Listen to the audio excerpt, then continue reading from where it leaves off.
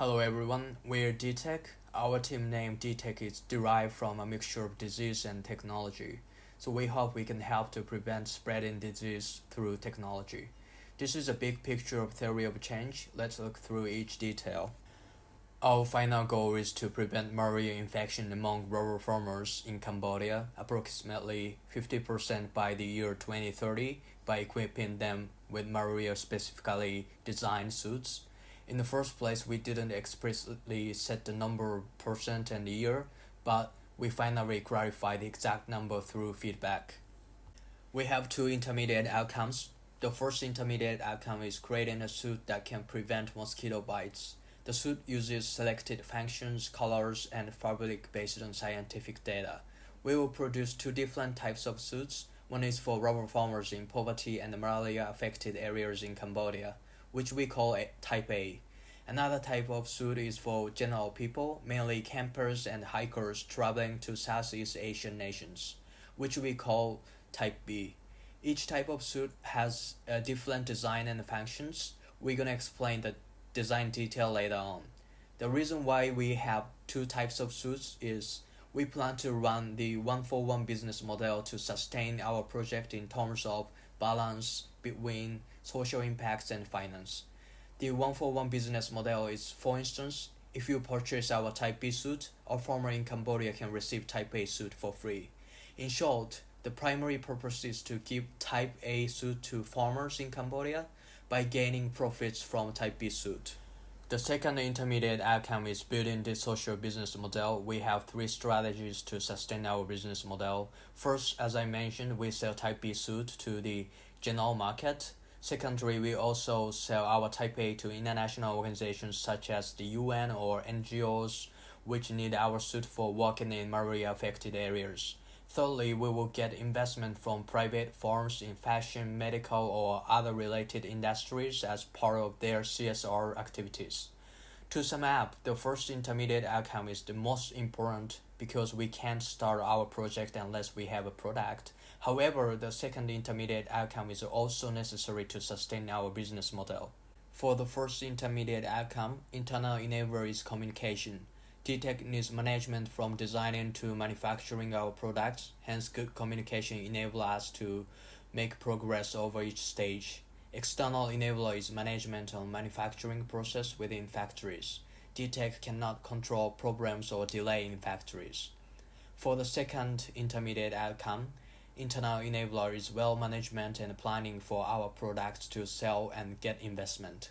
External enabler is whether there is a demand for our product in the market and organizations judge our product as a valuable product that is deserved to purchase or invest. So to achieve our first intermediate outcome, there are three main activities to be done. One is market researching to see if there is any similar existing invention. Two, conceptual prototyping for feedbacks and improvements. Three is manufacture the suit based on feedbacks we receive from multiple trials of conceptual prototyping.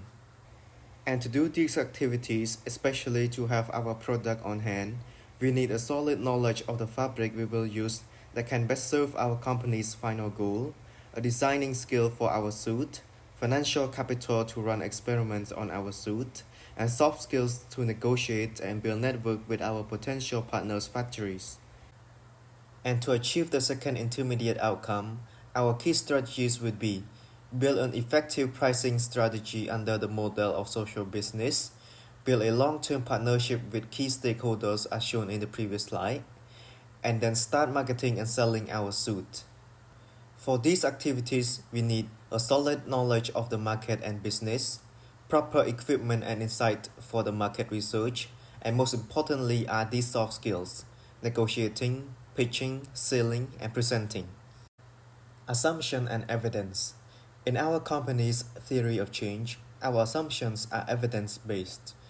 Evidence from our interviews with rubber farmers in Nam Province credits our decision to have long sleeves and long pants as a design for the suit. Rubber farmers didn't show much favor toward face net, but we know that face net is necessary for prevention.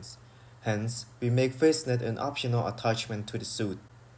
The other three assumptions we made as listed here are backed up by the desk research from various reliable institutions such as Modulo Vienna University, Malaria Journals, and the Journal of Economic Entomology, which studied the tones of colors that attract mosquitoes. These studies allow our company to choose light colors for our suit, since this tone of colors doesn't attract as much mosquitoes as the darker colors. Next, I will talk about the persona which our group have done for Type A, who are the rubber farmers. Basically, there are two types of products, which Type A for the rubber farmers in Cambodia and Type B for the general market to gain profits such as campers or hikers. According to the research, it shows that mosquitoes attract to dark color clothing. However, they are less attracted to the lighter color clothing, as you can see from the actual color converting to what mosquitoes see in white colors. We got inspired by the mountain picture, which is associated with Type B customers who are hikers. The color is light and neutral because they do not attract mosquitoes. Also, neutral color helps Type A customers who are farmers look formal at work and not easy to get dirt. For the persona for Type A, who are rubber farmers, we utilize our close network who share similar characteristics and behaviors at work, geographical areas with rubber farmers in Cambodia to gain customer insights. They are the rubber farmers in Nan Province, Thailand. We found out about their motivation, which is a comfortable suit that helps prevent rubber farmers from contracting malaria during their work. Also, their ability to work in different conditions to gain more income. For example, in the rainy season, day and night time. And their behaviors to avoid sickness are to carry the mosquito spray prevention and to cover their body with long sleeves and long pants. In addition, when we interview the attitudes and behaviors of the rubber farmers, we found out that they usually take a break from February to May and will start the season again during rainy and winter seasons. Also, their preferred time to do tapping is 1 to 4 a.m., as which the amount received is 4 to 5 times more compared to the morning period. They also state that the mosquito usually bites from 10 p.m. to 6 a.m., which leads to malaria infection. Next, our group found the desires and needs of prevention suit based on the responses of Thai rubber farmers in Nan and based on research. From the interview, the farmers said that they prefer a separate shirt with pants because it is easy to move around and easy to go to the toilet. Also, they prefer coats with airflow and functional in different weather conditions. From the research, we found out that the suit should be the free size with a zip around the waist to take off easily. Furthermore, wear a face net can prevent mosquito bites on the face as well. And here is a suit idea for Type A product. The face net foldable with zip. The farmers can choose to wear it or keep it inside hoodie. We did the research on the materials for face covered. This product mesh has open side of 0.038 inches that is capable of preventing the entry of smaller flying insects. The percentage of open area allows good airflow ventilation. The whole suit zip up. Another zipper around waist so it makes the farmers easy to go to toilet. The waist pocket belt for mosquito spray and water bottle is provided. The suit is made from mesh alone, no other fabric blended. It's air breathable. Elastic rubber material allow angles and risks are viable. Rubber farmers can continue wearing their comfortable clothes. And our Type B product is for hikers and campers, mostly in Southeast Asian countries or tropical countries. Their motivation are relaxing, refreshing, and breathtaking. When they go hike, they prefer light, comfortable items, trendy clothes, and they often do research out of the area they are visiting. Their desires and needs are rainproof clothes, since Southeast Asia is heavily rained during the rainy season, air-breathable clothing as the temperature is high, clothing enabling to cover the whole body. Sickness like malaria is their highest concern about risk. The suit idea for Type B is made from polyester spandex blends 8515. The polyester characteristics are lightweight, slightly silk, perfect for sports, calming in the warm water and warm in cooler, resistant to shrinking. While spandex is for the active wear, stretchy and air breathable. The same kind of mesh product as for the Type A is attached at the outermost of the suit to prevent the mosquito bite. The mesh can be made from various kinds of fabric. A mesh size of 0.038 inches can prevent mosquitoes from biting through the suits. Coming to SC Canvas, we have identified that rubber farmers in poverty area of Cambodia cannot access to high quality protections from malaria. As a result, many farmers are easily victim to malaria. Most of the farmers also uses mosquito nets and spray as a prevention to malaria, which is only appropriate to use such methods at home. Therefore, inventing a suit can gradually help farmers to prevent malaria in both indoor and outdoor. The suit will be based upon industry or business which has protective clothes industry for rubber farming or hiking clothes. The main idea behind this project is to prevent malaria infection among rubber farmers in Cambodia, approximately 50% by the year 2030, equipping design suits which will prevent getting malaria among farmers with the business model 1-for-1, which is we will sell our product to type B customer and give free one to type A customer. Our intermediate outcome 1 is inventing malaria specifically designed suits. For type E product 1, we will give free suits for rubber farmers in poverty areas of Cambodia. The suits for this respective customer is more functionable and in simple design. For type B product, we will sell the suits to campers or hikers who travel in ASEAN. Our intermediate outcome 2 is building business model to generate revenue. We will provide 3 services. The first service is selling the suits for type B targeted customers. The second service is to sell suits to humanitarian or public health organizations such as UNAs or NGOs to malaria infected areas. And the last service is to get investment or donations from private firms as part of their CSR activities. In the beneficiary, we have rubber farmers in poverty areas of Cambodia. The rubber farmers works mostly in the forest, even in difficult conditions and in extreme weathers.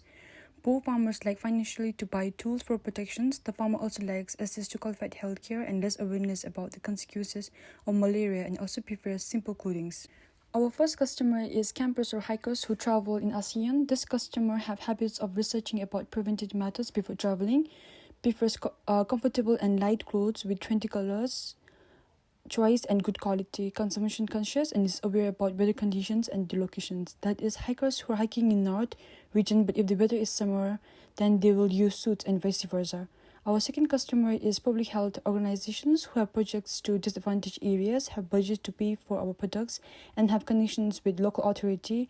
Our last customer is private firms which have CSR activities who seeks collaborations with solutions, provides investment or donations, and are economically strong firms. For the market research key activities, we'll have research about our rubber farmers, camper hikers, necessary legal documentations, and ask permissions authorities, research about existing similar solutions, and come up with the uniqueness of products and price of the essential materials and where to get materials. We will draft conceptual draft and ask feedbacks, testing conceptual prototypes and sending the survey before and after prototyping to both type A and type B, consulting experts from different fields such as design, public health, fashion industry, and then coming up with our final design.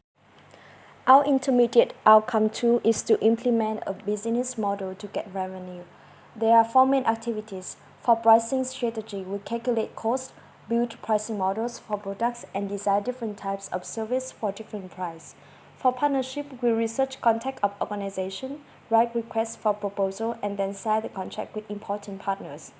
For marketing, we build marketing channels, Facebook advertisement, and implement marketing campaigns by collaborating with key influencers and other partner organizations. Last, to sell products, we start selling in closed network and then sell to retail shops and partner organizations. We also build sales channels on e-commerce platforms such as Shopee or Lazada. Social value indicators are based on SDG 3 and SDG 9.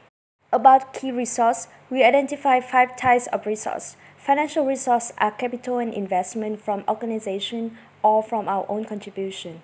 Human resource is our team members or outsourcing specialized individuals for specific tasks such as designing, manufacturing, and delivering. Educational resources are professional experts who have industry know-how, customer type A and type B who give insights about their problems and needs. Emotional resources are school teachers, especially in School of Global Studies, or anyone who can provide us guidelines and inspiration. Last, physical resources are workspace, materials such as fabric, colors, and communication tools. Our current access are members with social impact mindsets, having different strengths and networks including finance, business, design, communication, and creativity. We need different partnerships to achieve our specific tasks. They are well-established organizations with CSR projects, accelerators, impact investment funds, international and humanitarian organizations. We also need transportation providers, component suppliers, impact consulting agency, and School Global Studies can help us with expertise. Local authority is important to reach the community. To sell our products, we partner with technical partners. To support the e-commerce platform, we also partner with travel agency, retail outlets, and student organizations. Different channels are targeted for different customers. For rubber farmers, our main channels are village headmen, NGOs, or voluntary working groups in village. We also reach rubber farmers by radio and television. For hikers, we use international selling platforms, social media, and travel agency. About value proposition, with rubber farmers, they can get free high-quality protective suits matched with their needs, thus having less risk of getting malaria, more income from working an extra hour without risk of malaria infected, for example, working at a rainy season or at a night time.